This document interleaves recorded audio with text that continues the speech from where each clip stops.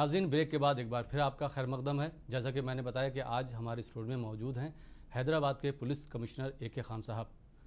जी खान साहब, बताइए कि आपके यहाँ हाई टेक्नोलॉजी कैसे इस्तेमाल की जाती है? जी, अब देखिए आज के ज़माने में अगर पुलिसिंग अच्छी तरह करना है, सिर्फ सिपाही या दूसरे अहदेदार जो होते हैं इनकी तादाद बढ़ाने से कोई हासिल होने वाला नहीं है। जी जब क्रिमिनल जो जुर्म करता है वो टेक्नोलॉजी को अपनाता है तो उसके साथ मैच करना है, तो उससे बेहतर टेक्नोलॉजी पुलिस के टेक्नोलॉजी साथ है। होना ज़रूरी है। ये एक है। और जो सॉल्यूशंस टेक्नोलॉजी में हासिल हैं वो ऑर्डिनरी इन्वेस्टिगेशंस में नहीं मिलेंगे। इसलिए आज हम जब भी क्राइम सॉल्व करने की कोशिश करते हैं इसमें काफ़ी टेक्नोलॉजी का रोल है। जैसे फोरेंसिक साइंस हो, फोरेंसिक मेडिसिन, इसमें काफ़ी चीज़ आते हैं, जी बैलिस्टिक्स, इन सब का इस्तेमाल किया जाता है। और आज जो इलेक्ट्रॉनिक टेक्नोलॉजी है, सबसे पहले हम लोग हमारा जो कंट्रोल रूम है, कंट्रोल रूम को पूरी तरह से कंप्यूटराइज कर रहे हैं इसको। इसके साथ में जो पेट्रोल व्हीकल्स होते हैं जैसे रक्षक या ब्लू कोल्ट्स कहलाते हैं शहर हैदराबाद में, इनको इनके साथ जोड़ दिया गया है और इनमें GIS GPS सिस्टम्स रख रहे हैं। वो काम भी शुरू हुआ है। इन सब का फ़ायदा यह है कि अगर कहीं ये पेट्रोल व्हीकल जो 120 हैं आज शहर में, इनको मुख्तलिफ़ जगहों में हम लोग मुकर्रर करके पहले रख देते हैं। अगर कोई क्राइम हुआ किसी एक एरिया में जी तो कंट्रोल रूम को जैसे भी इंफॉर्मेशन मिलता है तो इमीडिएटली वहाँ से वो एरिया पे पहुँच जाते हैं और दूसरे ऑफिसर्स या किसको किसको इन्फॉर्मेशन जाना है, ये सब एक प्रोटोकॉल के मुताबिक होता है। तो इससे सबसे पहला फ़ायदा ये है कि नाकाबंदी करने के लिए दूसरे गाड़ियाँ अपने अपने एरियाज़ में जाके चेकिंग करना शुरू करना, जी ये काम एक कर सकते हैं।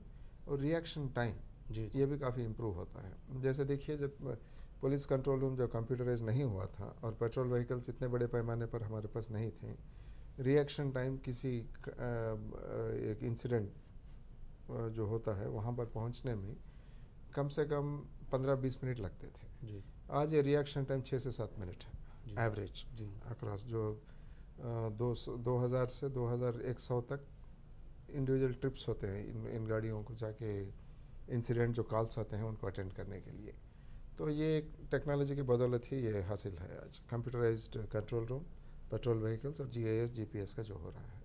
और कम्युनिकेशंस इम्प्रूवमेंट के लिए अब हैदराबाद म्यूनसिपल कॉरपोरेशन के लिए एक शहर है और जब पुलिस का एडमिनिस्ट्रेशन है 2 शहरों में बटा हुआ है, जी हैदराबाद और और सैबराबाद। ये सिकंदराबाद। दोनों के बीच में कोऑर्डिनेशन बहुत ज़रूरी जी है। इसीलिए जो टेट्रा कम्युनिकेशन सिस्टम है इसको हम लोग लागू कर रहे हैं अब। इसके तहत एक पुलिस ऑफिसर दूसरे पुलिस ऑफिसर या एक पुलिस स्टेशन से दूसरे पुलिस स्टेशन तक कम्युनिकेशन काफ़ी इम्प्रूव होता है। और बहुत बड़े पैमाने पर सर्वेलेंस कैमरास लाने की ज़रूरत है जी हैदराबाद में। आज देखिए, आज हमारे पास सिर्फ 200 या 250 कैमरास हैं हैदराबाद में। हैदराबाद में। जी और लंदन जैसे शहर में देखिए कम से कम 4 लाख कैमरास हैं हर एक जगह। ये चाहे एक ट्यूब रेलवे स्टेशन हो, सबवे वहाँ हो, तो गली गली के सब रिकॉर्ड मिलते हैं। हर एक जो भी होता है उधर जी वो रिकॉर्ड हो जाता है और उसके कंट्रोल रूम्स होते हैं।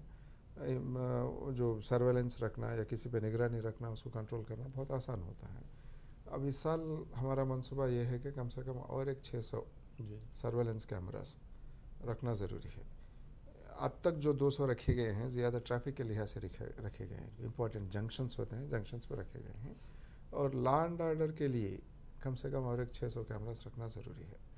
गुज़िश्ता 1 साल 1.5 साल से ये और वीडियो कैमरास बहुत बड़े पैमाने पर हम यूज़ कर रहे हैं। जी जैसे मिसाल के तौर पर मार्च के दौरान, गुज़िश्ता मार्च को जब कम्युनल प्रॉब्लम्स आए थे जी 25 पुलिस स्टेशन के एरिया में, कम से कम 600 वीडियो कैमरा सीज करे थे हम लोग। जितने लोगों को हम पकड़े, अरेस्ट करे और बच्चों को जुर्म करते हुए करते, उसका एविडेंस पूरा इस पे हासिल था। जी जी साथ ही साथ आज जो कम्युनिकेशन टेक्नोलॉजी है, सेल फोन हो या और इसके डिपेंडेंट जो हैं, इंटरनेट की टेक्नोलॉजी इतनी बड़ी है, जी तो इसको भी हम लोग इस्तेमाल कर रहे इस्तेमाल करने वाले। जी हैं। ये जो अफेंडर्स होते हैं इनको ट्रैक करने के लिए और इनको इनका लोकेशन जो है उसको पहचान कर इनको अरेस्ट करने के लिए काफ़ी बड़े पैमाने पर हम लोग करते जा रहे हैं।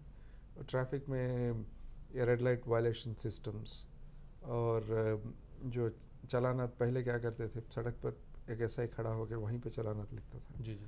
इससे जो ऑफिसर्स की कमी है ट्रैफिक में और ज़्यादा एनफोर्समेंट में रहने से काफ़ी क्रिटिसिज्म भी था पब्लिक में जी कि ट्रैफिक संभालने के बजाय, इनको रेगुलेट करने के बजाय एनफोर्समेंट के काम पर ज़्यादा, चालानात पर ज़्यादा अटेंशन देते हैं पुलिस की तरफ से।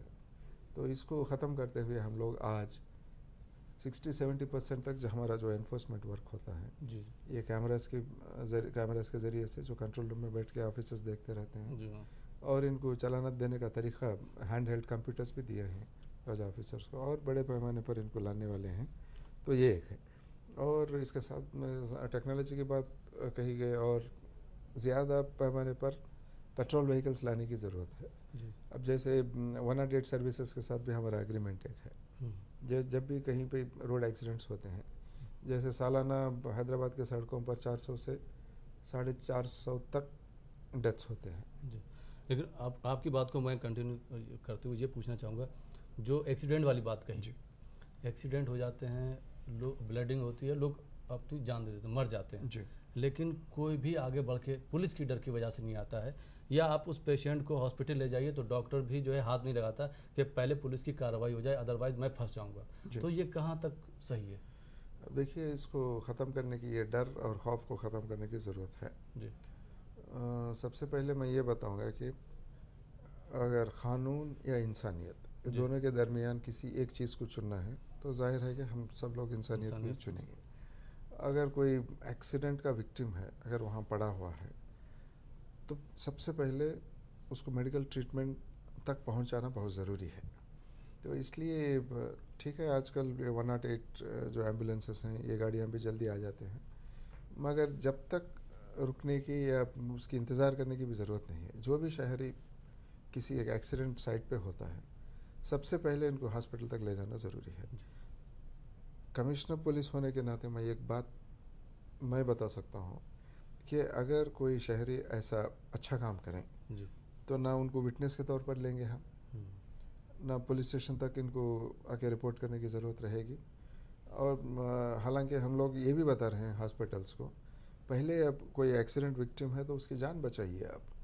तो अगर आप कोर्ट में आके एविडेंस नहीं देना चाहेंगे, पुलिस में आके केस जज नहीं करना चाहेंगे, तो ठीक है, कोई बात नहीं है, हम लोग इस पर ज़ोर ज़बरदस्ती नहीं करेंगे आपको। और अगर इसके ख़िलाफ़ कहीं कहीं काम हो रहा है तो मैं आज आपके ज़रिए से मैं सबको, सारे शहरियों को बताना चाहूँगा, सीधा मेरे पास आ सकते हैं आप, या मुझे कॉल करके बात कर सकते हैं। साहब, हम तो आपकी बात सुनकर जाके उसको, जो इंजर्ड था, उसको हॉस्पिटल तक ले गए थे, अब आपके लोग आके हमें परेशान कर रहे हैं। मैं जिम्मेदारी लेता हूँ कि इनको ताकीद देने की और पाबंद करने की और दूर रखने की। ये बात तो मैं हर एक सब इंस्पेक्टर, हर एक कांस्टेबल शहर में वहाँ तक पहुँचाया हूँ। जी। ज़रूर इसके मुताबिक ही काम होगा, और इसके ख़िलाफ़ कहीं हो रहा है तो मुझ तक पहुँच सकते हैं, ये बात मेरे नज़र में ला सकते हैं। यहाँ के ट्रैफिक की अगर बात करें हैदराबाद की, तो लोग जो है बहुत ही रफ गाड़ी चलाते हैं। जी अगर आप सही भी चला रहे हैं तो दूसरा वाला जो है गाड़ी ठोक के चला जाएगा। लोग जो है मोबाइल पे बात करते हुए चले जाते हैं, 3-3 सवारी जो है बिठा ले चले जाते हैं। तो इस तरह का कोई कानून है जिनको आप रोक सकें इस क्राइम को? कानून तो है, मगर अब देखिए, अब कानून होता है, कानून अगर जब पॉपुलेशन में 1% 2% लोग उसको ब्रेक कर रहे हैं, उनको रोकना, उनके ख़िलाफ़ कार्रवाई करना आसान है। अब वो एक ट्रैफिक का कल्चर ही नहीं बन रहा है हैदराबाद में। अब जैसे मैं फिर ये बात बताना चाहूँगा, हेलमेट की बात है। जी हेलमेट दुनिया भर में हर एक शहर में सही माना जाता है। जी। बहुत सारे जान इससे बचाई जा सकते हैं, वो होता भी है ऐसे ही। मगर सिर्फ एक हैदराबाद में ही देखेंगे कि एंटी हेलमेट एसोसिएशंस बने हुए हैं इधर। हेलमेट के ख़िलाफ़ इतना प्रोपेगेंडा किया गया कि आज मैं देख रहा हूँ कि 3-4 साल पहले जो जितने लोग हेलमेट पहनते थे, उससे बहुत कम फ़ीसद आज है जो हेलमेट पहनते हैं। ये शहर के लिए अच्छी बात नहीं है, कि सेफ्टी के लिए अच्छी बात नहीं है। अब ये ट्रैफिक का एक कल्चर एजुकेशन के ज़रिए बनाना बहुत ज़रूरी है। इसीलिए ट्रैफिक पुलिस को हम लोग ये बात भी बता रहे हैं कि जितना आप ट्रैफिक रेगुलेशन पर या ट्रैफिक एनफोर्समेंट पर जोर देते हैं, ट्रैफिक एजुकेशन पर भी जोर देना ज़रूरी है। स्कूल्स, कॉलेजेस, ये जैसे इंपॉर्टेंट रोड यूज़र्स होते हैं, आरटीसी ड्राइवर्स हो, ऑटो ड्राइवर्स, इनको इनकी जो रवैया है, इनका सोचने का तरीका है, एटीट्यूड है, इसमें बदलाव लाने की बहुत ज़रूरी है, तब्दीली लाना बहुत ज़रूरी है।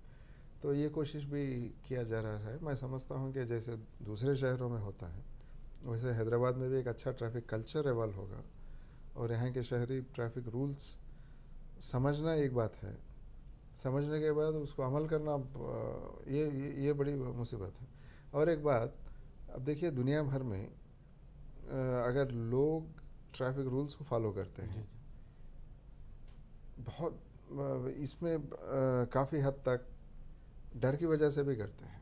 अब जैसे अमेरिका जाते हैं हम लोग, तो ट्रैफिक रूल की इसलिए फॉलो करते हैं, क्या करना है यहाँ, जब यहाँ होते हैं यहाँ भी पता होता है हमें, वहाँ जाने के बाद भी पता होता है, मगर वहाँ जाने के बाद फॉलो करते हैं कानून इसलिए कि कोई आके पकड़ लिया, तो कोई रडार कंट्रोल्ड रोड्स हैं, कोई इनविजिबल कैमरास हैं, ये अगर पकड़ लिया तो उसके जो पनिशमेंट होता है बहुत ही सख्त होता है इसका। 3 बार अगर आप पकड़े गए ट्रैफिक वायलेशन करते हुए तो आपका लाइसेंस कैंसिल होता है, और लाइसेंस कैंसिल हो गया तो ड्राइवर को रखना तो बहुत मुश्किल बात है, उधर गाड़ी लेकर बाहर निकलना भी मुश्किल है, अब तो कुछ काम कर ही नहीं पाएंगे। तो इसलिए डर और खौफ के साथ भी लोग इसको फॉलो करते हैं। ऐसा ट्रैफिक रूल्स समझाना एक बात है, साथ ही साथ डर और खौफ का माहौल पैदा करना भी बहुत ज़रूरी है, इसीलिए एनफोर्समेंट भी इम्पोर्टेंट है रेगुलेशन के साथ ही साथ।